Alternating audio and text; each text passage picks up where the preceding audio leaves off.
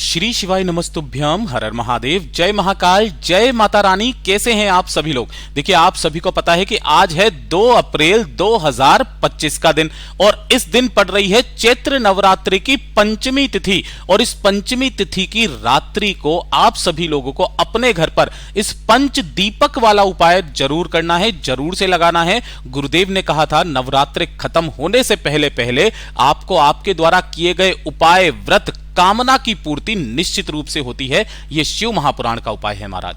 पूज्य गुरु जी की कथा से सुन करके और समझ करके पूरे उपाय को बहुत आसान भाषा में आपको बताऊंगा।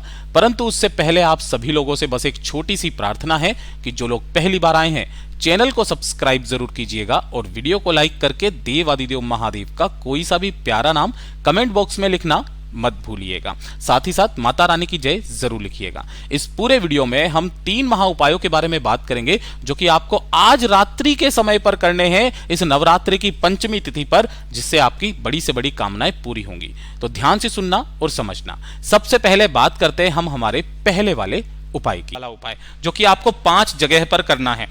जो भी गुप्त नवरात्रि की पंचमी तिथि आ जाए या चैत्र के नवरात्रे या फिर शारदीय नवरात्रे, उसकी पंचमी तिथि के दिन यानी कि 5वें दिन अगर आपके जीवन में कष्ट बहुत ज्यादा हैं, है ना, एक के बाद एक दुख आपके जीवन में आते ही चले जा रहे हैं, आपके दुख के आंसू सूखने का नाम नहीं ले रहे हैं, एक के बाद एक परेशानी बनी हुई है, तो अपने जीवन के सारे कष्टों को दूर करने के लिए, सारी परेशानियों को दूर करने के लिए इस गुप्त नवरात्रि के 5वें दिन इस वाले उपाय को करना बिल्कुल मत भूलिएगा। यानी कि पंचमी तिथि के दिन आपको अपने ही घर पर इस तरीके से दीपक तैयार करने हैं। दीपक जो होंगे वो होंगे आटे के, ठीक है ना, चाहे गेहूं का आटा ले लो, जौ का आटा ले लो, कोई दिक्कत नहीं है, लेकिन आपको आटे के दीपक तैयार करने हैं। कितने? 5 दीपक, ठीक है ना। पंचमी तिथि के दिन आपको आटे के 5 दीपक तैयार करने हैं। चाहे गोल बनाओ, चाहे कैसे भी बनाओ। पिछले वाले जो अभी नवरात्रे निकले थे तब हमने इस उपाय को किया था, जिसका फोटो मेरे पास में है। इस तरीके से 5 दीपक आपको आटे के तैयार कर लेने हैं, ठीक है। इसी के साथ यहां पर आपको बत्ती कौन सी लगानी है उस चीज का ख्याल रखना। चाहे आप गोल लगाओ, चाहे आप लंबी लगाओ। देखो, महादेव जी को गोल भी लगती है, लंबी भी लगती है, कोई दिक्कत नहीं है। हमने तो यहां पर गोल लगाई थी, आप चाहो तो लंबी भी लगा सकते हो, कोई दिक्कत नहीं है। गुरुदेव ने कहा जो आपकी इच्छा वो आप लगा सकते हो, ठीक है ना।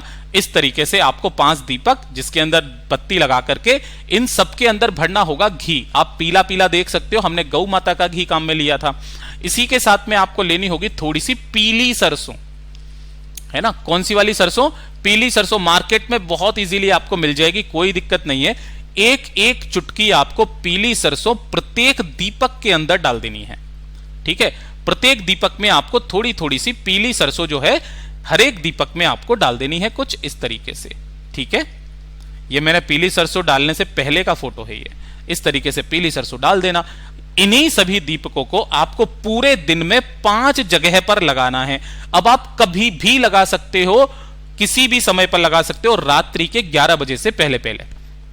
देखिए, कुछ स्थान ऐसे होते हैं जिनके लिए आपको घर से बाहर जाना पड़ेगा। सबसे पहला जो दीपक लगेगा ना, वो लगेगा शिवालय की चौखट पर, है ना। इस तरीके से जो ये चौखट है ना, इसके दाहिने हाथ की तरफ जब आप जाते हो ना अंदर की तरफ में, तब दाहिने हाथ की तरफ यहां पर आपको एक दीपक प्रज्वलित करना है। किसी भी समय पर कर देना, ठीक है। एक दीपक यहां पर। दूसरा जो दीपक होगा वो आपको बेलपत्र पेड़ की जड़ों पे समर्पित करना है, बिल्कुल यहां पर, ठीक है। अगर आप लंबी बाती का दीपक प्रयोग में ले रहे हो तो गुरुजी ने कहा आपको जो बत्ती का मुख है वो उत्तर दिशा की तरफ रखना है, गलती से भी दक्षिण दिशा में मत रखना, ठीक है। 2 दीपक ये हो गए। तीसरा जो दीपक है वो आपको लगाना है अपने जो घर का मुख्य द्वार है, उस मुख्य द्वार पर जब आप बाहर से अंदर की तरफ जाते हो तब आपके सीधे हाथ की तरफ, यही तो हुआ, इस जगह पर आपको तीसरा दीपक यहां पर लगाना है। चौथा दीपक जो होगा वो आपको लगाना है कहां पर? आपके घर पे जहां पर भी तुलसी जी का गमला है उस तुलसी जी के गमले के पास में आपको लगाना है चौथे नंबर का दीपक।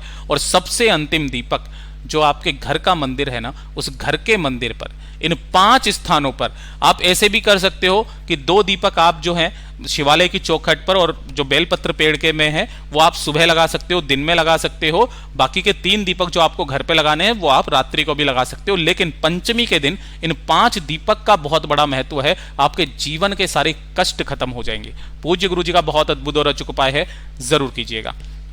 बात करते हैं दूसरे वाले उपाय की। दूसरा वाला जो उपाय है ना, मेरे उन सभी भाई बहनों के लिए है, या फिर जो भी मेरे से बड़े व्यक्ति हैं जिनके पेट की समस्याएं काफी सारी रहती है ना। पेट से संबंधित रोग जितने भी हो, चाहे आपके अपच की समस्या हो, है ना, चाहे आपके बदहजमी हो, है ना, काफी सारे लोगों के जो पेट में जो छाले पड़ जाते हैं जिसे अल्सर कहते हैं, है ना, अल्सर की समस्या हो, पेट से संबंधित जितने भी रोग हैं उन सभी रोगों का एकमात्र इलाज है जो गुप्त नवरात्र में किया जाता है। इसके अलावा तो हमने आपको पहले भी बात बताई है कि जो भद्राक्ष वाला उपाय है उसे भी आप कर सकते हैं, पेट की सारी समस्याएं खत्म हो जाएगी।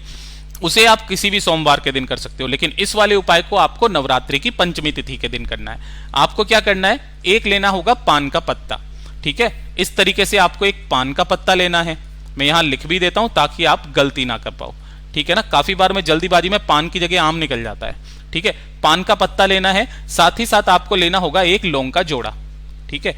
एक लौंग का जोड़ा, जोड़ा बोला मतलब कि आपको कितनी, 2 लौंग लेनी है, ठीक है ना, जिसके ऊपर का फूल भी होना चाहिए कुछ इस तरीके से, ठीक। ये दोनों चीजों के साथ में ही आपको लेकर के पहुंच जाना है। आपके आसपास जो भी माता रानी का मंदिर हो ना, उस माता रानी के मंदिर में पहुंच जाना। पहुंच करके जो आपने एक पान का पत्ता लिया है, उस पान के पत्ते को माता रानी के सामने रखना और दाहिने हाथ में उस एक जोड़ी जो लौंग का जोड़ा लिया है आपने उसे रखना।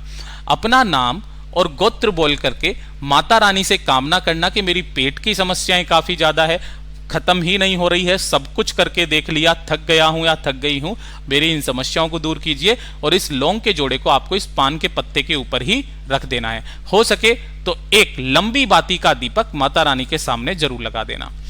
5 से 10 मिनट के बाद में इस पान के पत्ते को लौंग के जोड़े के साथ ही आपको उठाना है और बीड़ा बना करके इसका वहीं पर बैठ करके चबा चबा करके खा लेना है, ठीक है ना। नवरात्रि की पंचमी के दिन करके देखिएगा, आपको ज्यादा से ज्यादा 15 मिनट आपको इसका असर दिखाई देने लगेगा। पूज्य गुरु जी का बहुत अद्भुत और अचूक उपाय है, जरूर कीजिएगा। बात करते हैं तीसरे वाले उपाय की। तीसरा वाला जो उपाय है, यह किन व्यक्तियों को करना है कि अगर आपकी कोई इच्छा है, कोई कामना, कोई हृदय की बात है ना, जो पूरी नहीं हो रही है, महादेव से बोल बोल करके थक गए हो, सब कुछ करके देख लिया, एक ये छोटा सा उपाय गुप्त नवरात्रि की पंचमी तिथि के दिन करना बिल्कुल मत भूलिएगा।